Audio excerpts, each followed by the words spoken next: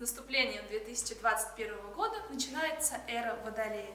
И сегодня мы поговорим с вами об уникальном экспонате Нарского музея, который носит имя этого зодиакального знака.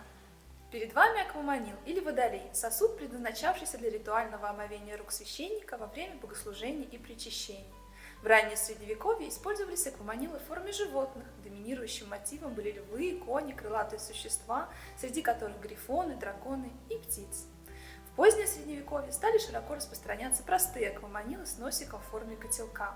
Такие использовались и в домашнем хозяйстве. Вода, которая выливалась из акваманила, стекала с рук в тазик. Вместо тазика вода могла также стекать в каменный сосуд, вмонтированный в стену.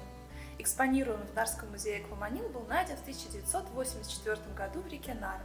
Вероятно, он был изготовлен в XIII веке в Германии и в Нарву попал уже будучи использованным.